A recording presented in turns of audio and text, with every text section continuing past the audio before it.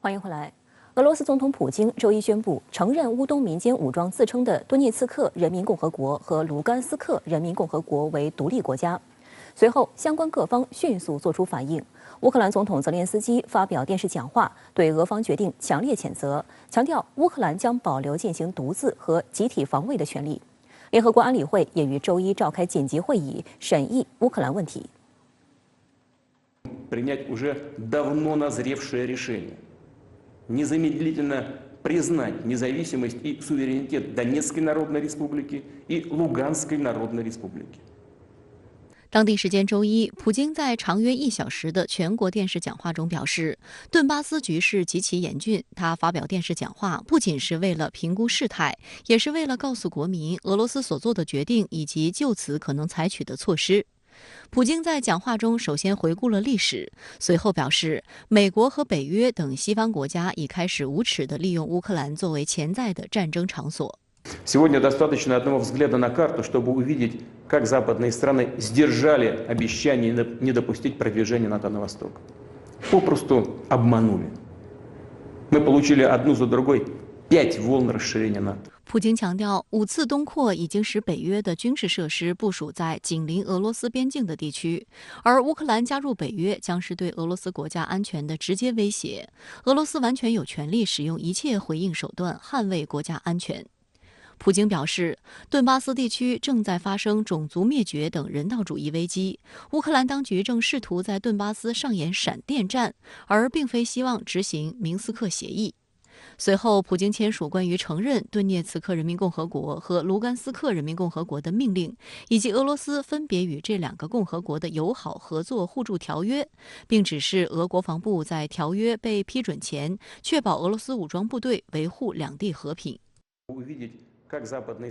对于那些在基辅夺取并掌权的人，我们要求立即停止敌对行动，否则对可能继续流血的所有责任将完全由乌克兰当局承担。当天下午，在做出这一决定之前，普京在克里姆林宫主持召开了俄联邦安全会议，讨论顿巴斯问题。普京强调，是否承认乌东部民间武装控制地区为国家，与世界及欧洲安全息息相关。因为利用乌克兰作为与俄罗斯对抗的工具，是对俄罗斯的严重威胁。俄罗斯联邦安全会议副主席梅德韦杰夫、国家杜马主席沃洛金、总理米舒斯京、外长拉夫罗夫、防长绍伊古等多名高官轮流发言，指出乌克兰在西方国家的纵容下，拒不执行明斯克协议，还在顿涅茨克和卢甘斯克接触线附近集结包括坦克在内的重型武器，以及5.93万名士兵。为保护顿巴斯地区人民的生命安全，绝大部分参会人员支持立即承认乌东民间武装控制地区为独立国家。少部分成员认为，如果局势不能好转，则应该承认乌东民间武装控制地区为独立国家。外界注意到，和以往的安全会议不同，本次会议全程通过电视进行了直播。普京表示，为了听到真实的意见表达，他和所有的参会人员都没有就当天的议题进行过预先沟通。他认为俄罗斯高层的民意民心是为他这个下决定做一个合理合法的一个基础。第二个就是昨天法国总统马克龙刚提出，要进行俄美元首峰会。当时的俄美2国实际上是给予积极的回应，表示都参加。我个人觉得可能也是想通过这场这个直播会议来跟美国谈判呢，来争取一个比较有利的这个立场。乌克兰总统网站周2凌晨发布声明称，总统泽连斯基谴责俄罗斯承认乌东部地区2个共和国，认为俄方这一决定是对乌国家主权和领土完整的侵犯，破坏了和平努力和现有谈判模式。Ми віддані мирному і дипломатичному шляху, і будемо йти ним і тільки ним. Ми на своїй землі. Ми нічого і нікого не боїмось. Ми нічого і нікому не винні. І ми нічого і нікому не віддамо. І ми в цьому впевнені. 泽连斯基在召开国家安全与国防委员会紧急会议后表示，他已与法国总统马克龙、德国总理舒尔茨、美国总统拜登、英国首相约翰逊和欧洲理事会主席米歇尔讨论了当前局势。他建议紧急召开诺曼底模式四方峰会，并保证乌方将致力于政治和外交途径解决冲突，但不会屈服于挑衅。同一天，白宫释出消息，拜登当天在同泽连斯基的谈话中谴责了俄罗斯承认顿涅茨克人民共和国和卢甘斯克人民共和国的决定，并向其通报了制裁俄罗斯的计划，承诺将做出快速坚决的回应。此外，拜登还同舒尔茨和马克龙通话，磋商如何协调俄罗斯承认乌东两地独立的下一步措施。在俄罗斯承认这2州独立以后呢，实际上对美国来说是个措手不及。因为他本意是想通过乌克兰这个问题来收缩他在这个欧洲的力量，来重点呢是投放到他的这个印太地区。所以呢，他实际上俄罗斯他宣布独立以后，实际上又牵制住了这个美国的精力，他又要处心积虑的要开始跟俄罗斯进行新的一场博弈。联合国秘书长古特雷斯周一就当前乌克兰东部局势发表文字声明，表示对俄罗斯关于顿涅茨克和卢甘斯克地区的认定决定深感关切，呼吁各方按照安理会2015年第2202号决议所认可的新明斯克协议，和平解决乌克兰东部冲突。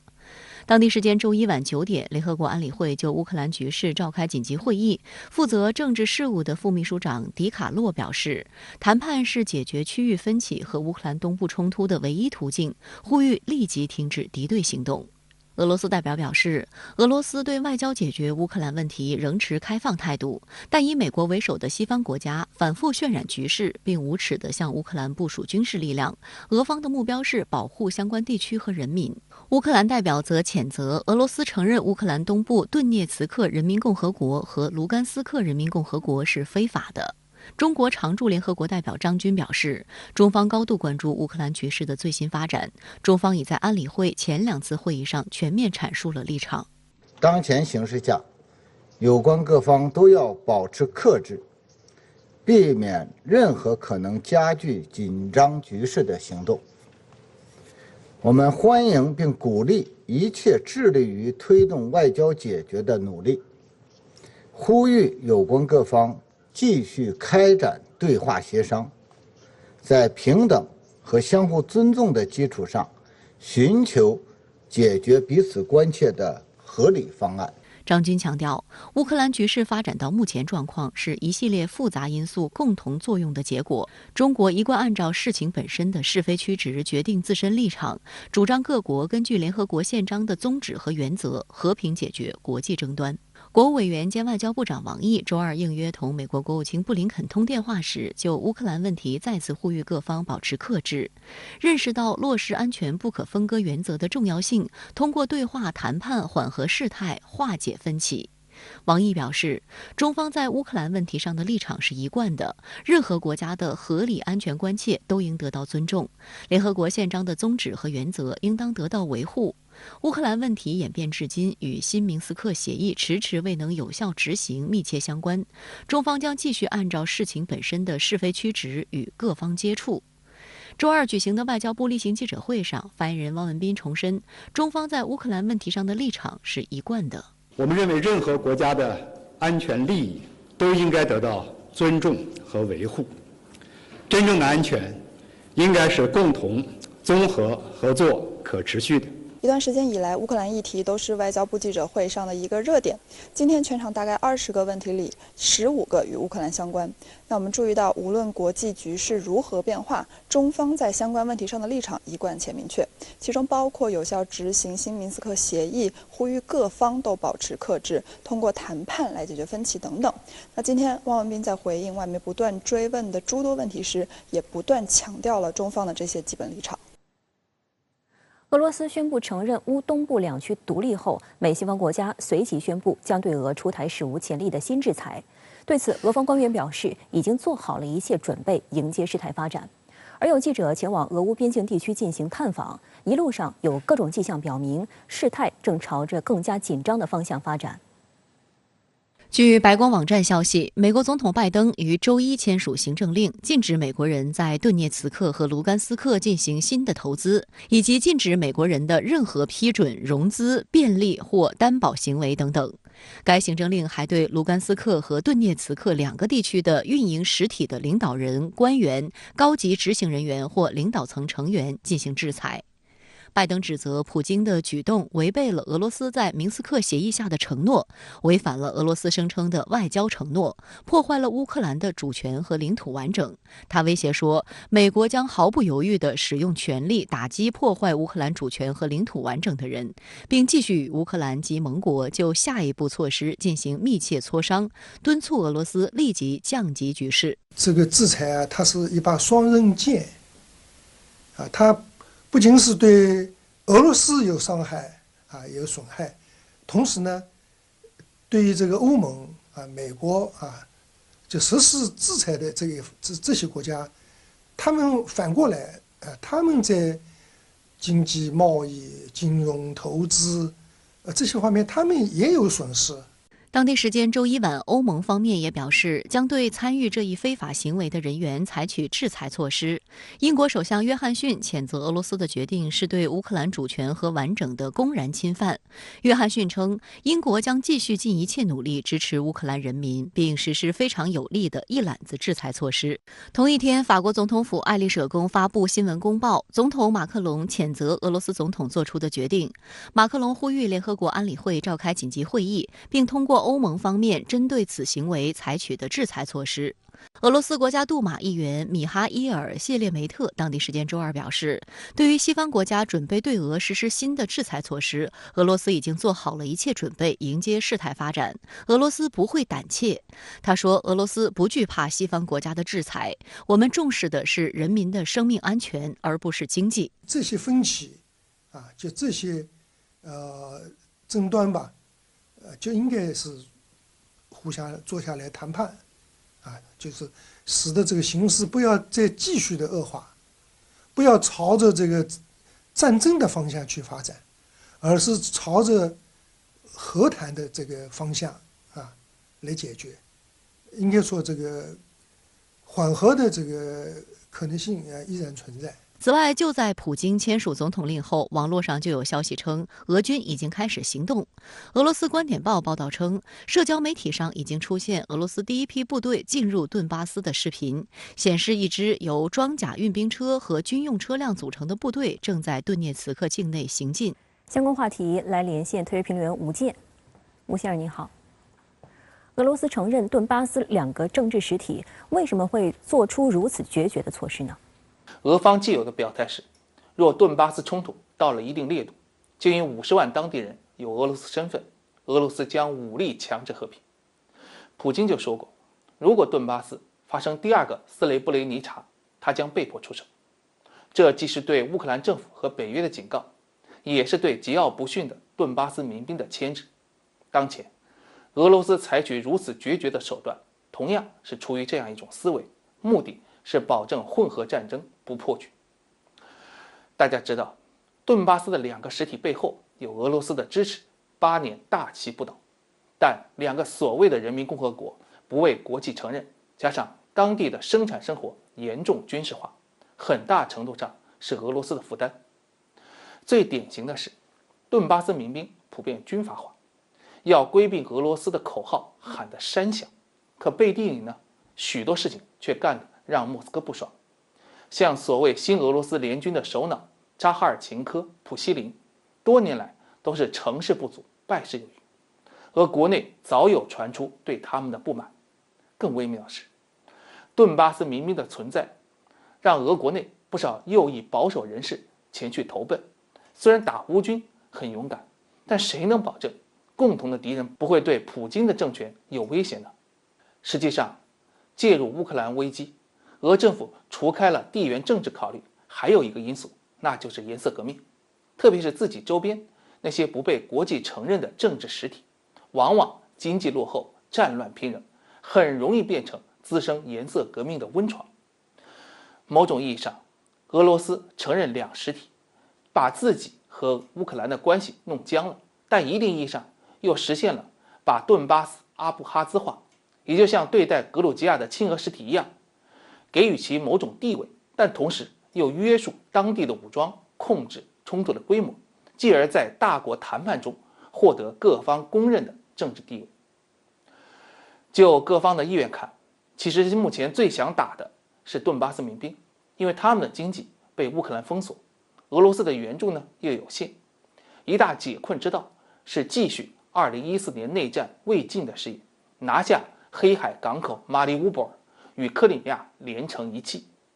但这样做势必摧毁俄罗斯与乌克兰仅存的外交谈判空间，也让西方进一步的制裁俄罗斯。因此，就我的观察，俄罗斯对顿巴斯的政治承认以及强制和平行动，某种程度上是一石二鸟的措施。未来顿巴斯形势的发展的主要的指标，我个人的看法将集中在马里乌波尔的形势上。我们如何看待顿巴斯局势可能的极端化呢？首先，美国乐见顿巴斯乃至整个乌克兰成为俄罗斯的溃疡，并因此无暇顾及其他。拜登上台后，美国和欧盟对俄立场显著靠近，哪怕较为亲俄的德法两国都收紧了自己的政策。借助乌克兰危机，美欧联合制裁越来越逼近俄罗斯的命脉，也就是能源贸易。不仅如此，美国还趁俄罗斯忙于乌克兰事务，积极地整合中东、南亚甚至东亚的盟友伙伴，令俄罗斯陷入了冷战后最不利的地缘环境。美国的算计是通过非战争的制裁和孤立手段，可能促成俄内部分化。一些精英阶层可能要求在诸如顿巴斯等问题上做出让步，换取俄经济松绑以及回归欧洲政治生活，但这将大大瓦解普京的执政基础。其次呢，俄罗斯承认顿巴斯实体，这就给乌克兰总统泽连斯基一个机会，就是不再支持明斯克协议中最关键的施泰因迈尔模式，也就是7年前德国外长施泰因迈尔所提出的，在欧安监督下顿巴斯举行自由选举并保持特殊地位。要知道，这个方案长期被乌克兰的强硬派视为投降。如今，泽连斯基所能指望的是把乌克兰冲突国际化，通过持久战迫使俄罗斯重新承认自己的主权和控制权。可问题是，这种依赖外人的路线势必把乌克兰进一步的拖入深渊。要知道，过去8年，乌克兰已经损失7%的领土，损失20%的人口，全国1半的人处在贫困线下。这意味着，任何片面追随美欧的乌克兰政府都难以巩固地位。第三呢，俄罗斯承认顿巴斯两实体，更应看作是止损而不是获益，因为顿巴斯是他拖住乌克兰加入北约和欧盟的绊索，但驾驭不好，就可能成为自己的枷锁。请注意，顿巴斯还有俄国内激进的爱国派，他们的主张太超前，是要包括顿巴斯在内的乌克兰足足8个州回归所谓的新俄罗斯。换句话说，俄罗斯如果把顿巴斯也克里米亚化，绝非冲突的结束，而是更大战争的开始，对自己的安全造成反噬。因此，俄承认顿巴斯实体仍是一种充满交易色彩的外交叫牌，逼乌克兰搁置入欧入约，接受明斯克协定。但我想强调的是，俄罗斯最大的软肋是自己缺乏提出乌克兰等原苏联国家所欣赏的现代化发展项目，像俄罗斯倡导多年的欧亚联盟一体化，更像是俄罗斯、白俄罗斯还有哈萨克斯坦这样的经济结构落后国家的保护性关税联盟。这对希望选择新经济模式、新社会体制、新价值观的原苏联国家民众来说，俄罗斯就没什么软实力了。总之，就像俄学者里亚伯夫所言，俄罗斯只有建立可持续、可发展的社会模式，才能对后苏联地区的挑战做出合适的回应。而这种模式呢，要富有竞争力，无论是从社会的舒适度，还是从社会的发展目标看，都要富有吸引力。这才是远比顿巴斯更费俄罗斯脑筋的问题。好的，谢谢吴先生在线与我们分享您的观点，谢谢。周二，国务委员兼外长王毅应约同美国国务卿布林肯通电话，就中美关系交换意见。布林肯表示，正如拜登总统多次表示，美方不寻求搞新冷战，不寻求改变中国体制，反对台独，无意同中方冲突对抗。王毅则再次敦促美方以实际行动体现拜登总统做出的一系列承诺，不能说一套做一套，言而无信。布林肯首先祝贺北京冬奥会取得成功，王毅祝贺美国运动员在北京冬奥会取得好成绩，表示中美运动员友好互动、相互激励，共同提高，充分体现了奥林匹克精神。王毅说，当前把握和推进中美关系最重要的就是落实好两国元首达成的共识。中方愿本着习近平主席提出的相互尊重、和平共处、合作共赢三原则，有效管控分歧，稳定中美关系。近期美方推出所谓新版印太战略，公开把中国列为地区首要挑战，还试图把以台制华纳入美地区战略，这明显是在发出对华围堵遏制的错误信号。中美有竞争也有合作，不能简单用竞争定义双边关系。美方一些官员鼓吹对华进行长期激烈竞争，很可能演变成中美全面对抗。中方再次敦促美方以实际行动体现拜登总统做出的一系列承诺，不能说一套做一套，言而无信，不知其可。本月12号，美国白宫发布题为《美国印太战略》的文件，提出5大战略目标和10大行动主轴。这份正文部分仅15页的报告，至少13次直接提到中国，还花了不少篇幅渲染所谓中国威胁。文件宣称将聚焦从南亚到太平洋诸岛的印太地区所有角落，强调联盟关系、军事威慑以及加强在东南亚地区的存在。美方号称要加强与盟国的关系，形成综合遏制力，塑造围绕中国的战略环境，还称美国今后10年的努力将决定中国是否会成功扭转造福印太和世界的规则与规范。报告还宣称，美国将与区域内外伙伴维护台海和平稳定，包括支持台湾自卫。而就在美国印太战略的文件发布的前一天，美国、日本、印度、澳大利亚在墨尔本举行了4方安全对话机制第4次外长会，并发表联合声明。分析认为，近年来随着战略重心逐渐转移到印太地区，美国企图以4方安全对话机制为主要依托，推进印太战略，与中国展开竞争。美方上述2个动作彼此配合，摆出要在2022年全力推动印太战略的架势。再过1周，美国总统拜登即将发表国情咨文，届时其对于中美关系以及印太战略文件的表述同样值得关注。如果用这个围堵包围甚至说干扰和破坏中国事务为代价，那么制定这种所谓的印太战略，那么只会这个引发中美之间长期的不安全因素，包括不信任感包括双方为此要负担更多的成本，那么这个呢是一个双输的结局。在周一的外交部记者会上，针对尼克松的访问可以带来哪些有益的启示的问题，外交部发言人汪文斌表示，两国之间有分歧矛盾在所难免，关键是通过坦诚沟通加以有效管控，防止战略误判，避免冲突对抗。当前中美关系遭遇的问题，根本原因在于美方一些人对华认知出了严重的偏差，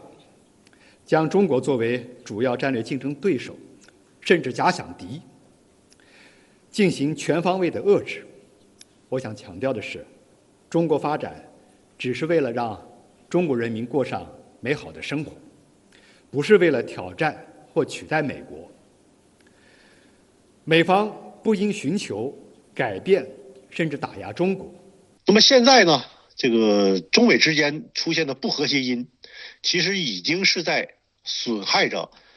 尼克松访华和上海公报的意义，较少沟通较多敌意。此时重启上海公报也是希望这个美方不忘当初破冰的初心，方得中美关系的始终。王毅在与布林肯通电话时强调，再过几天就是中美上海公报发表50周年。上海公报精神对今天的中美关系仍有很强的现实意义，希望美方重温中美破冰初心，回归理性务实的对华认知，共同推动中美关系回到健康稳定发展的正确轨道。1972年2月21号，时任美国总统尼克松应邀访华，开启举世瞩目的破冰之旅。他的中国之行被称作改变世界的一周。同年2月27号，中美双方在上海达成《上海公报》决议。2月28号，《上海公报》正式发表。《上海公报》没有用外交辞令掩饰双方的关系，而是如实列出与两国存在的分歧，同时肯定两国的共同点，并在一些重大问题上达成原则一致。日前，曾随基辛格秘密访华的美方官员温斯顿·洛德和尼克松访华时的翻译官傅利民在接受媒体采访时均表示，《上海公报》影响深远，中美关系发展可以从中汲取智慧，合作第一，竞争第二。It is amazing that 50 years later, this communique is still remembered and invoked as one of the guidelines for our bilateral policy. Most communiques disappear without a trace within days. So the Chinese foresight on this was well carried out, and it was a very effective way to begin our relationship. Well, I think the visit and the Shanghai communique offer an important lesson for us today. And that is that it is possible to set aside ideological differences and differences of interests and pursue cooperation, notwithstanding those differences. So my hope is that instead of across-the-board confrontation, which has been pretty much what we've had for the last several years, that we will rediscover the merits of putting cooperation first.And competition second. 出于地缘战略竞争的私利，美国近来加紧打台湾牌，试图搞所谓的以台制华，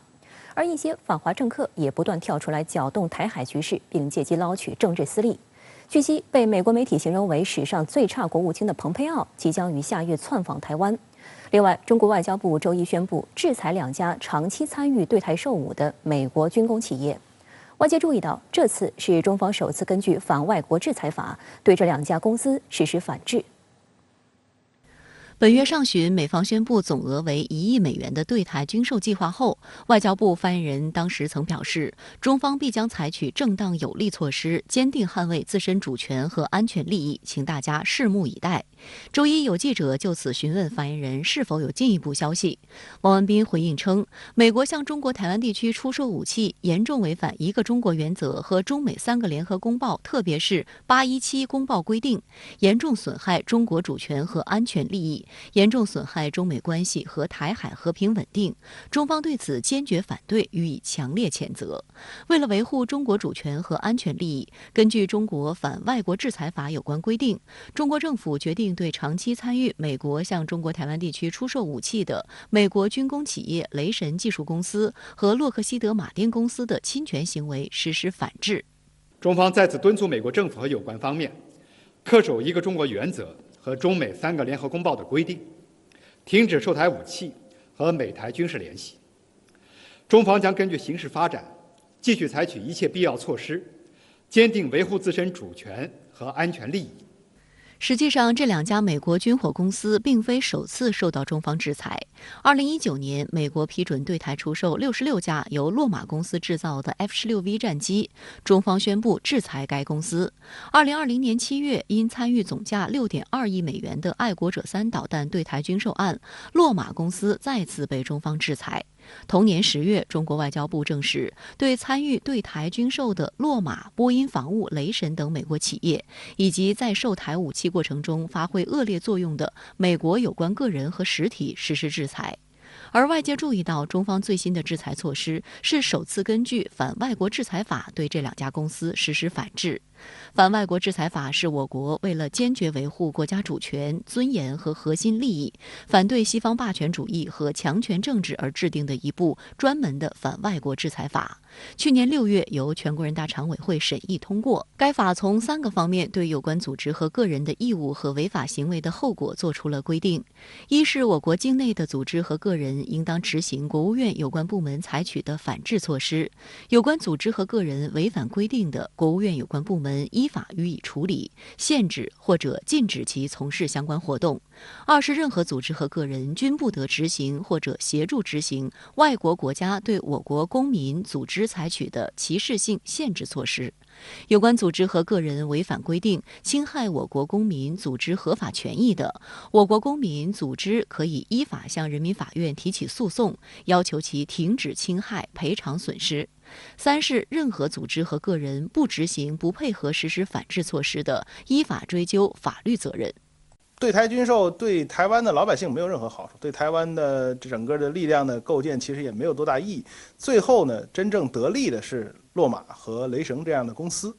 那么这些企业，我们说这么多年靠对台军售拿到了大量的利益。那么我们讲，对于中国来讲，你为了你美国这些企业的利益去破坏我们说中华民族的利益，当然我们要通过各种各样的手段来对你进行反制。那么制裁呢，是其中很重要的一点。我们会极大的提高他们的这个相关的成本。除了美国现政府继续以对台军售搅动台海局势外，美前政府高官近日也不甘寂寞，跳出来刷存在感。台外事部门周一放风，已经卸任1年多的美前国务卿蓬佩奥将于3月2号到5号窜访台湾。期间，蓬佩奥除应邀进行所谓演讲外，还将与台当局领导人蔡英文及多位民进党当局高层见面。对于蓬佩奥之流的窜访，民进党当局及有关绿营政客显得格外兴奋。台外事部门发言人欧江安将蓬佩奥称为所谓台湾长期坚定的友人，宣称其任内贡献卓著，包括促成特朗普政府多次对台军售等等。不过，台湾前外事官员介文琪就在一档节目中直言，官司缠身的蓬佩奥此访带来的影响只有负面，民进党当局恐怕是押错宝。你今天你去邀请这个人物来哈，冒着开罪哪里？开罪拜登政府、川普，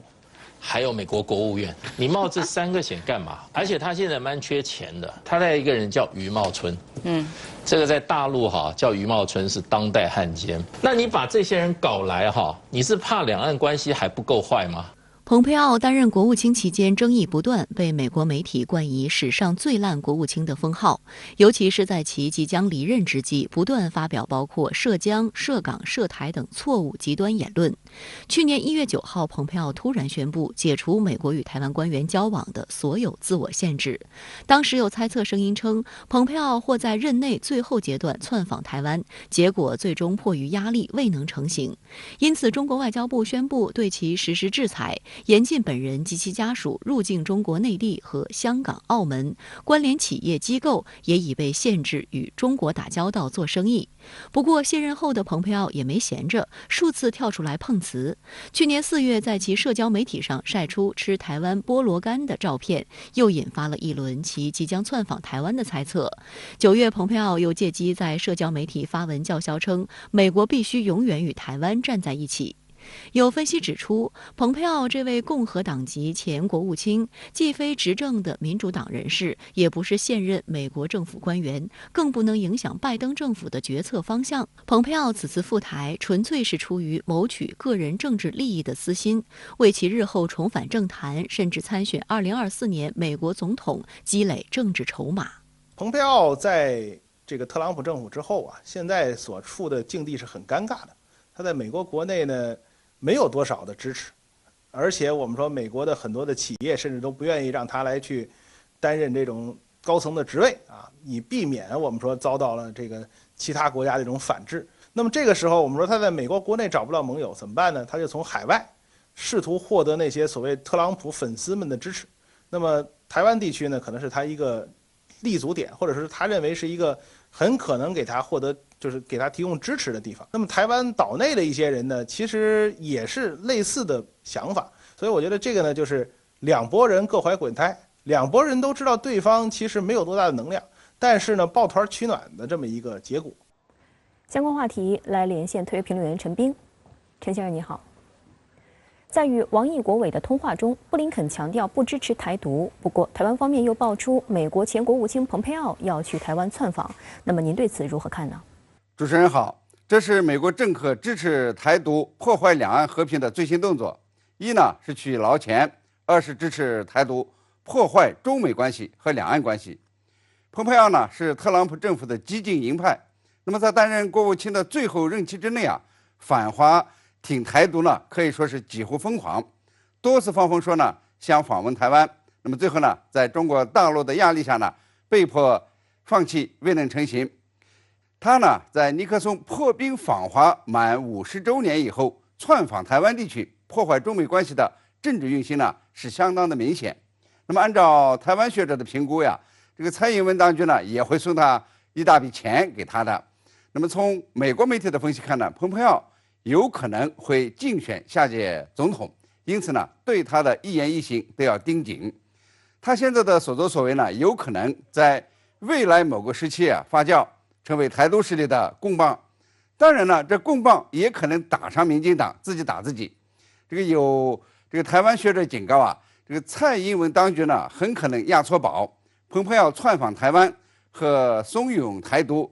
左手呢要台湾的钱，右手呢拿共和党的名义，拿共和党的票。如果下届民主党能够获胜，那么蔡英文呢，民进党就有可能呢里外不是人，会遭到美国和岛内的双重抛弃。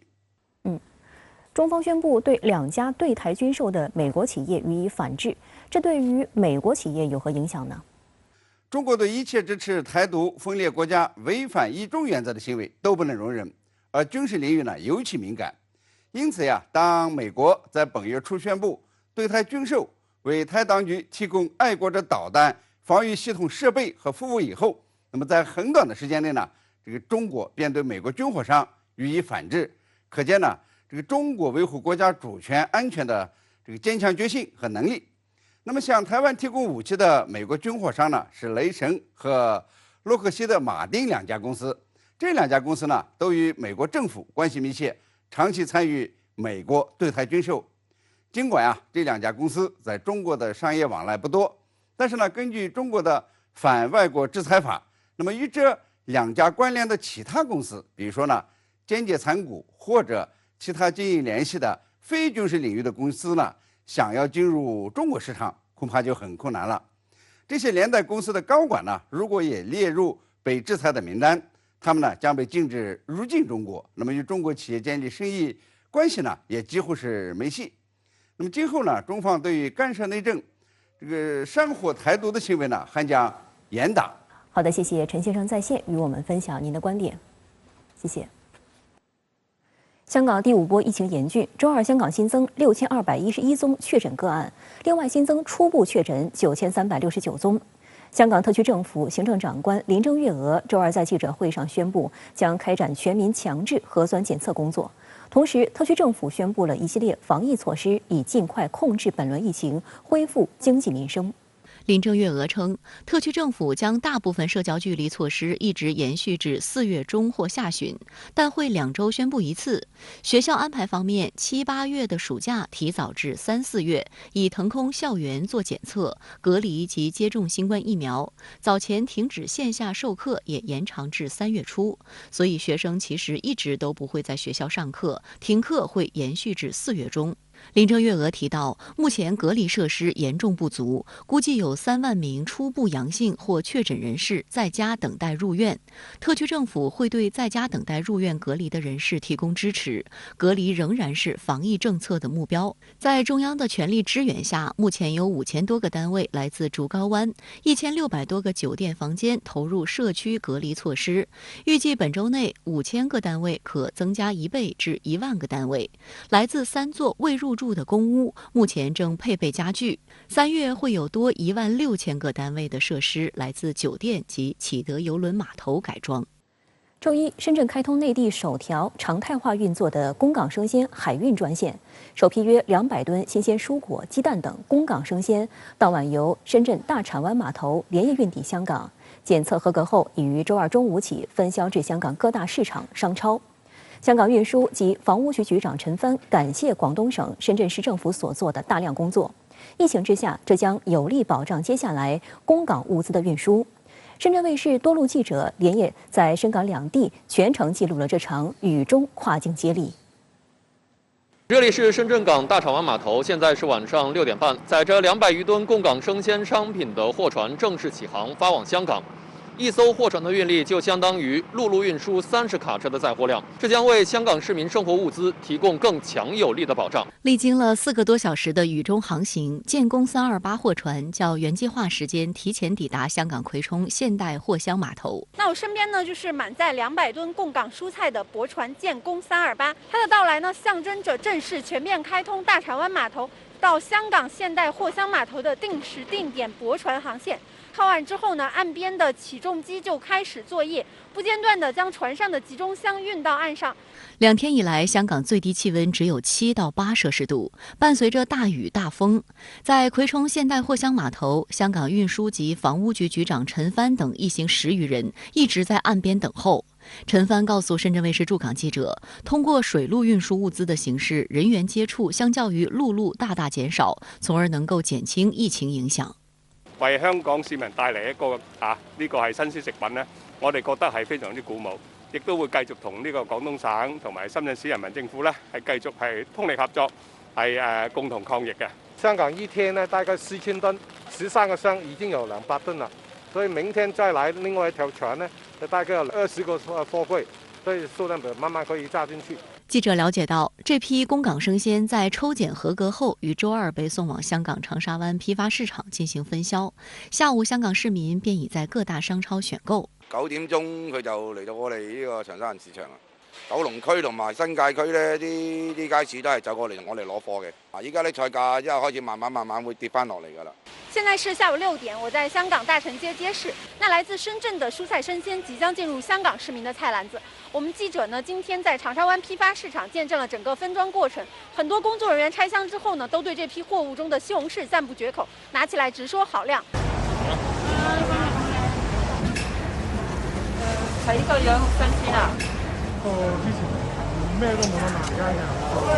啲價錢都低咗啲，幾好。